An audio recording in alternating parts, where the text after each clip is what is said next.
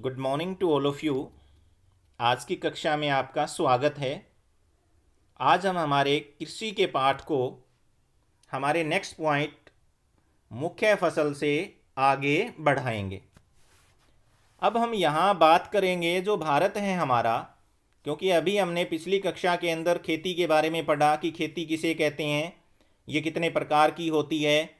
हमने विस्तृत खेती के बारे में जाना, गहन खेती के बारे में जाना, जीविका खेती के बारे में जाना, व्यापारिक खेती के बारे में जाना। उसके बाद हमने भारत के अंदर फसलों की कितनी ऋतुएं होती हैं, हमने 3 ऋतुओं के बारे में जाना, खरीफ की फसल, रबी की फसल और जायद की फसल। उसके बाद हमारा नेक्स्ट जो टॉपिक है वो यहाँ आता है मुख्य फसलें। अब जो भारत है इसके अंदर भौगोलिक रूप से बहुत विविधता है। कहीं पर पर्वत है, कहीं पर बालू मिट्टी है, कहीं पर पठार है, कहीं पर विशाल मैदान है, कहीं पर काली मिट्टी है, कहीं पर लाल मिट्टी है, कहीं पर जलोढ़ मिट्टी है, कहीं पर बालू मिट्टी है, कहीं पर्वतीय मिट्टी है, कहीं पर लेटेराइट मिट्टी है। तो इन भौगोलिक विविधताओं के कारण और इस मिट्टी की विविधता के कारण भारत में अनेक प्रकार की खाद्य और अखाद्य, खाने वाली फसलें और बेचने वाली फसलें, कई प्रकार की फसलें उगाई जाती हैं। तो भारत के अंदर जो महत्वपूर्ण फसलें उगाई जाती है उसमें चावल, गेहूँ, मोटे अनाज जैसे बाजरा है, मोटे अनाज में आता है, मूंग है, दालें हैं, चाय, कॉफ़ी, गन्ना, तिलहन, कपास और जूट। इसमें कुछ फसलें ऐसी हैं जो खाद्यान्न के लिए उगाई जाती हैं, जैसे गेहूँ है, चावल है, दालें हैं। कुछ फसलें ऐसी हैं जो अखाद्य हैं, व्यापार के लिए, गन्ना है, कपास है और जूट है। इनमें से सबसे पहले हम बात करेंगे चावल की। तो अगर हम बात करें चावल की तो भारत का मुख्य खाद्यान्न फसलों में चावल का नाम आता है। उड़ीसा है, तमिलनाडु है, आंध्र प्रदेश है, उत्तर प्रदेश है, बिहार है, मध्य प्रदेश, महाराष्ट्र, एक बहुत बड़े क्षेत्र के अंदर चावल भारत की क्या है, खाद्यान्न के रूप में उपयोग की जाने वाली महत्वपूर्ण फसल है। और अगर हम बात करें उत्पादन की, सबसे पहले हम इस किसकी बात करेंगे, उत्पादन की, तो भारत का दूसरा स्थान है। चावल उत्पादन में भारत का कौन सा स्थान है, दूसरा, चीन के बाद। सबसे ज़्यादा जो चावल है वो कहाँ उगाया जाता है, चाइना में उगाया जाता है। अगर आप भारत के मैप को देखेंगे, ये मैप है, इसमें दर्शाया गया है, ये देखिए, उत्तर प्रदेश, बिहार, ये आपको बंगाल, ये फिर आंध्र प्रदेश, इन क्षेत्रों के अंदर फिर आप अगर देखेंगे तो पंजाब, हरियाणा, इन क्षेत्रों के अंदर चावल उगाया जाता है। इसके प्रमुख क्षेत्र है। बाकी राजस्थान है, ये गौण क्षेत्र में आ जाता है। इसके अलावा मध्य प्रदेश है, महाराष्ट्र है, गुजरात है, ये गौण प्रदेश है जहाँ पर चावल की खेती क्या की जाती है, कम की जाती है। अब बात आ जाती है जो चावल की जो फसल है वो फसल कौन सी है, तो हम बात करेंगे तो ये कौन सी फसल है, खरीफ की फसल है। दूसरी जो बात आ जाती है, इसकी जो तापमान है वो कैसा चाहिए, तो तापमान इसको क्या चाहिए, 25 डिग्री सेल्सियस। कितना तापमान चाहिए, 25 डिग्री सेल्सियस। फिर बात करते हैं इसको वर्षा की ज़रूरत कितनी चाहिए, तो कम से कम 100 सेंटीमीटर वर्षा चाहिए। इसके लिए कितने वर्षा की आवश्यकता पड़ती है, 100 सेंटीमीटर तक की वर्षा की आवश्यकता पड़ती है। और मान लीजिए किसी क्षेत्र के अंदर 100 सेंटीमीटर वर्षा नहीं होती तो फिर वहाँ क्या की जाए, सिंचाई की जाए। या तो 100 सेंटीमीटर वहाँ वर्षा होती हो, अगर नहीं होती तो फिर वहाँ पर क्या की जाए, सिंचाई की जाए। फिर बात आ जाती है मिट्टी, तो कैसी मिट्टी होनी चाहिए।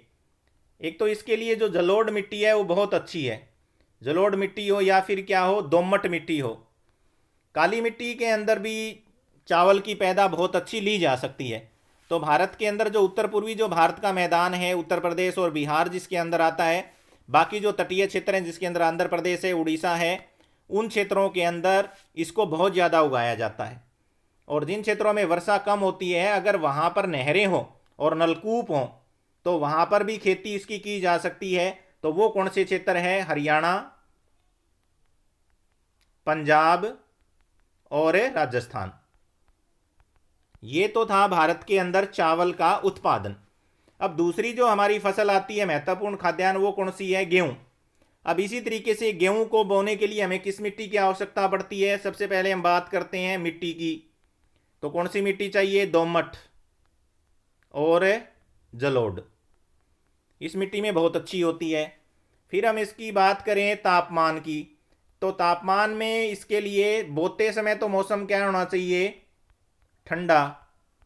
बोते समय मौसम कैसा चाहिए इसको? ठंडा चाहिए। और काटते समय कैसा चाहिए? गर्म। काटते समय मौसम कौन सा चाहिए इसको? गर्म चाहिए। ये तो होगी तापमान की बात। अब हम बात करते हैं वर्षा की। तो वर्षा चाहिए इसको करीबन करीबन 75 सेंटीमीटर तक, अधिकतम 50 से। कितनी चाहिए? 50 से 75 सेंटीमीटर तक अगर बारिश हो जाती है, और अगर मान लो इतनी बारिश नहीं होती है, तो फिर वहाँ उसी प्रकार से नहरें होनी चाहिए। नहरों से क्या करें हम? या फिर नलकूपों से या फिर कुओं से सिंचाई करें। उसके बाद में बात आ जाती है कि जो गेहूं है उसके प्रमुख उत्पादक राज्य कौन से हैं? तो गेहूं की अगर हम बात करें तो उत्तर पश्चिमी जो हमारे देश हैं, सॉरी राज्य हैं, पंजाब, हरियाणा, उत्तर प्रदेश, राजस्थान, इनके अंदर मध्य प्रदेश, राजस्थान में गेहूं को पैदा किया जाता है, मुख्य उत्पादक राज्य हैं। नेक्स्ट हमारे पास आता है मोटे अनाज। मोटे अनाज जो है वो शुष्क क्षेत्रों की फसल है, जहां पर बहुत ज़्यादा गर्मी पड़ती है, और मिट्टी कौन सी है? बालू मिट्टी है। कौन सी मिट्टी है? बालू मिट्टी हो, जहां पर जलवायु कैसी हो? शुष्क हो। जलवायु कैसी हो? शुष्क हो। वहां पर मोटे अनाज की खेती की जाती है। हालांकि ये मोटे जो अनाज होते हैं ये पोषक तत्व इनमें भरपूर होता है। पोषक तत्व इनमें क्या होता है? भरपूर होता है। और ये सारी की सारी किसके ऊपर निर्भर करती है फसल? वर्षा पर। किस पे निर्भर करती है? वर्षा पर। और ये भारत की तीसरी महत्वपूर्ण खाद्यान्न फसल है इन मोटे अनाजों में। वो कौन सी आती है? जवार। पहली कौन सी है? चावल, दूसरी गेहूं, और तीसरी क्या आ जाती है हमारे पास? जवार। और ये किन क्षेत्रों में बोई जाती है? महत्वपूर्ण महाराष्ट्र है, कर्नाटक है, आंध्र प्रदेश और मध्य प्रदेश में। उसके बाद हमारे पास नेक्स्ट जो फसल आ जाती है बाजरा। ये भी बलुई मिट्टी में बोई जाती है, जहां बालुआ मिट्टी होती है या फिर काली मिट्टी होती है। तो इसका सबसे महत्वपूर्ण जो उत्पादक राज्य है वो तो है राजस्थान। सबसे ज़्यादा जो बाजरा उत्पादन कहाँ होता है? राजस्थान। उसके बाद उत्तर प्रदेश, महाराष्ट्र, गुजरात और हरियाणा भी इसका क्या करता है? उत्पादन। उसके बाद आती है हमारे पास एक फसल रागी। ये भी शुष्क प्रदेश की फसल है, जहाँ की जलवायु क्या होती है? शुष्क। मिट्टी इसको कौन सी चाहिए? लाल, काली, बलुआ और दोमट मिट्टी। और रागी जो है वो सबसे ज़्यादा भारत में कहाँ होती है? कर्नाटक में होती है। बहुत बार प्रश्न आ जाता है ये, रागी उत्पादक भारत के एक राज्य का नाम बताइए जहाँ सबसे ज़्यादा होती है। तो कर्नाटक, हिमाचल प्रदेश, उसके बाद उत्तराखंड और सिक्किम। उसके बाद में हमारे पास एक चौथी फसल और आ जाती है खाद्यान्न के रूप में, जिसका नाम है मक्का। ये हमारी चौथी है, और इसका दोनों कामों में लिया जाता है उपयोग, खाद्यान्न में भी और चारे में भी। हरा होता है तब तो पशुओं को इसका चारा खिलाया जाता है। जब इसकी कुकड़ी ऊपर पक जाती है मक्के की, तो फिर मानव इसका उपयोग पॉपकॉर्न बनाने में करता है, और बच्चे इसे बड़े चाव से क्या करते हैं? खाते हैं। ये आपको गेहूं उत्पादक राज्य भारत के दिखाए गए हैं। अब यहां देखोगे आप, जहां सबसे ज़्यादा होती है तो ये पंजाब है, ये हरियाणा है, ये मध्य प्रदेश है, और कुछ हिस्सा उत्तर प्रदेश का आ जाता है। ये तो क्या हो गया? पंजाब का क्षेत्र ले लिया हमने। उसके नीचे कौन सा आ गया? हरियाणा ले लिया हमने। उससे नीचे कौन सा आ गया? उत्तर प्रदेश। और ये कौन सा आ गया? मध्य प्रदेश। बाकी के जो क्षेत्र हमारे पास हैं, जैसे ये राजस्थान का क्षेत्र है, ये गौण है, यहाँ कम होता है। बिहार का क्षेत्र है, यहाँ भी क्या होता है? कम होती है गेहूं। तो अभी हम बात किसकी कर रहे थे? मक्का की कर रहे थे। किसकी बात कर रहे थे? मक्का की कर रहे थे। तो मक्का के लिए हमें तापमान कितना चाहिए? बहुत ही अच्छा तापमान चाहिए। इसको 21 डिग्री से लेकर के 27 डिग्री जो है सेल्सियस तापमान चाहिए। मिट्टी इसको कौन सी चाहिए? जलोढ़ चाहिए। और ये ऐसी फसल है जो दोनों ऋतुओं में बोई जाती है। किसमें? खरीफ में भी बोई जाती है कुछ राज्यों में तो, और कुछ राज्यों में किसमें बोई जाती है? रबी में भी। अब जैसे हरियाणा है, यहाँ पर यह फसल किसमें बोई जाती है? रबी के मौसम में बोई जाती है। इसके लिए भी जो है अच्छे बीजों, उर्वरकों और सिंचाई के साधनों की ज़रूरत पड़ती है। और कर्नाटक सबसे ज़्यादा मक्का उत्पादन करता है। भारत के अंदर सबसे बड़ा राज्य है कर्नाटक, जो रागी और मक्का उत्पादन में सबसे ऊपर है। इसके अलावा उत्तर प्रदेश, बिहार, आंध्र प्रदेश, तेलंगाना भी मक्का के प्रमुख उत्पादक राज्य हैं। उसके बाद हमारा जो नेक्स्ट जो पॉइंट आता है वो आता है दालें। तो विश्व के अंदर दाल उत्पादन के अंदर भारत सबसे बड़ा उत्पादक राज्य है और खाने में उपभोक्ता देश भी सबसे बड़ा है, क्योंकि इसमें प्रोटीन सबसे ज़्यादा होता है। जो गरीब व्यक्ति है, जो महंगे सब्जियां नहीं खरीद पाता, दूध नहीं खरीद पाता, उस व्यक्ति के लिए प्रोटीन युक्त दाल जो है किसका काम करती है? बादाम का। मान लो कि उसने क्या खा लिया, गरीब का बादाम है ये, गरीब का क्या है ये? बादाम है। अब वो दालें कौन कौन सी होती है भारत में? अरहर की होती है, उड़द की होती है, मूंग, मसूर, मटर और चना। ये महत्वपूर्ण दलहनी फसलें। और इन फसलों में अगर हम अरहर को छोड़ दें, कौन सी फसल को छोड़ दें? अरहर को अगर छोड़ दें, बाकी सारे जो फलीदार पौधे हैं वो वायु से क्या ग्रहण करते हैं? नाइट्रोजन। क्या ग्रहण करते हैं? नाइट्रोजन। और किस में छोड़ देते हैं? भूमि में छोड़ देते हैं, जिससे भूमि की उर्वरता शक्ति क्या हो जाती है? बढ़ जाती है। इसलिए किसान इसको आवर्तन फसल के रूप में बोता है। आवर्तन का मतलब है रोटेट करना। एक बार जिस भूमि के ऊपर दाल की बुआई कर लेता है, उसके ऊपर आगे जो है एक अच्छी खाद्यान्न फसल या फिर एक अच्छी व्यापारिक फसल बोता है। फिर अगले साल उस भूमि के ऊपर दालों का क्या किया जाता है? बोया जाता है। और ये दालें भारत में कहाँ कहाँ होती है? मध्य प्रदेश, राजस्थान, महाराष्ट्र, उत्तर प्रदेश और कर्नाटक दालों के जो है बहुत महत्वपूर्ण उत्पादक राज्य हैं।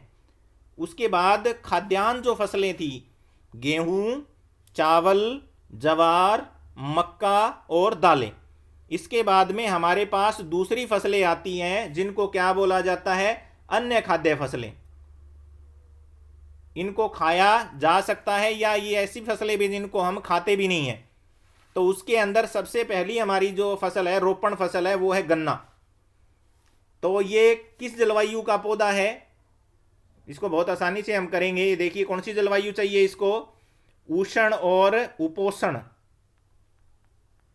चाहे तो गर्म हो और चाहे थोड़ी सी गर्म और ठंडी हो।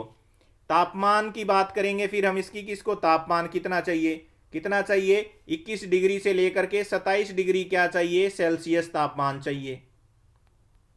ऐसा अगर कहीं भी तापमान है तो हम क्या कर सकते हैं? गन्ने का उत्पादन कर सकते हैं। तीसरी अगर हम इसकी बात करें तो वर्षा की। वर्षा इसको कितनी चाहिए? 75 सेंटीमीटर से लेकर के 100 सेंटीमीटर। और फिर वही बात आ जाती है जो हमने चावल में और गेहूं में अध्ययन की थी। अगर इतनी वर्षा जहाँ नहीं होती है तो फिर वहाँ किसकी ज़रूरत पड़ती है? सिंचाई की। अगर इतनी वर्षा ना हो तो फिर वहाँ पर हम क्या कर सकते हैं? गन्ने की फसल लेने के लिए सिंचाई कर सकते हैं। वो हम किससे करेंगे? नहरों से कर सकते हैं, नलकूप से कर सकते हैं और कुओं से कर सकते हैं। उसके बाद में जो गन्ना है वो लगभग 1 साल की फसल है। गन्ना जिस जमीन पे बोया जाता है उसके ऊपर खरीफ और रबी के अंदर कोई और फसल जो है नहीं बोई जा सकती। ये लगभग 11 महीने में पक करके क्या होता है? तैयार होता है। तो लगभग ये 1 वर्ष की अवधि की फसल है और इसके अंदर श्रम की ज़्यादा ज़रूरत पड़ती है।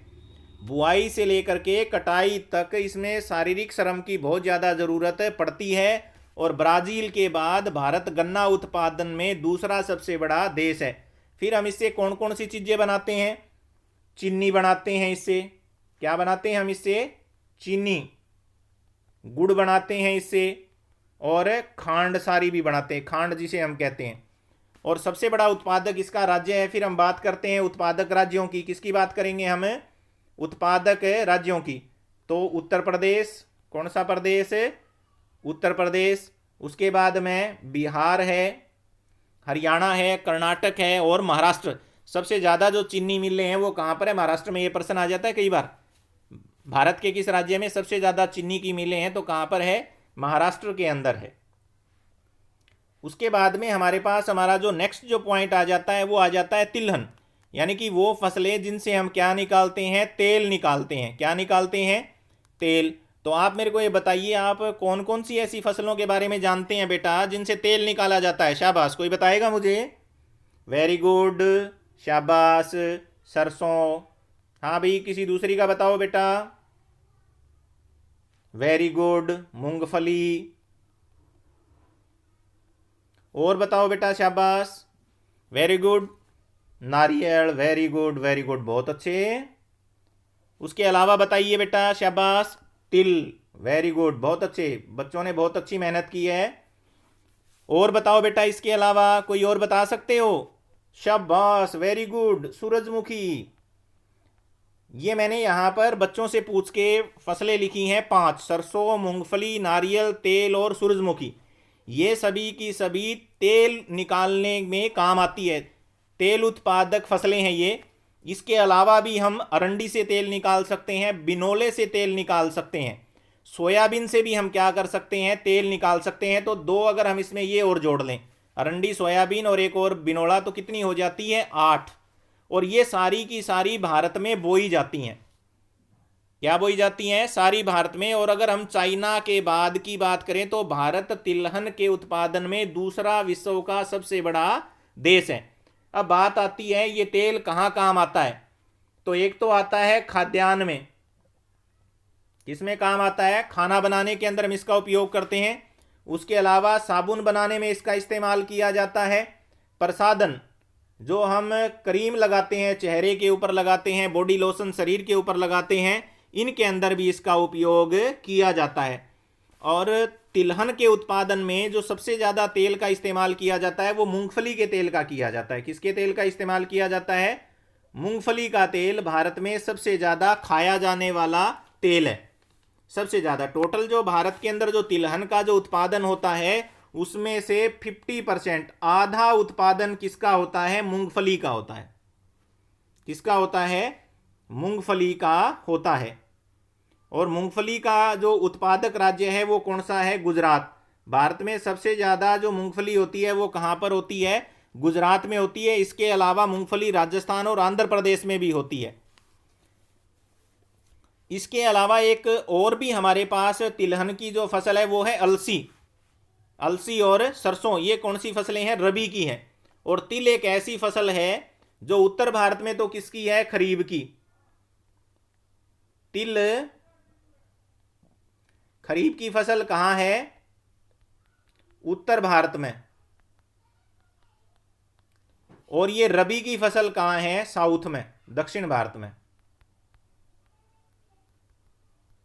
दक्षिण भारत में रबी की फसल है कौन सी फसल है? तिल। और खरीफ की फसल कहां पर है? ये उत्तर भारत की फसल है। तिलहन के बाद में हमारे पास जो नेक्स्ट हमारा जो पॉइंट आ जाता है वो आ जाता है हमारे पास चाय का।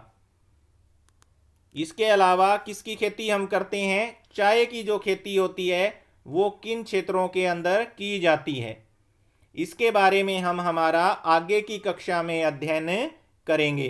थैंक यू बेटा।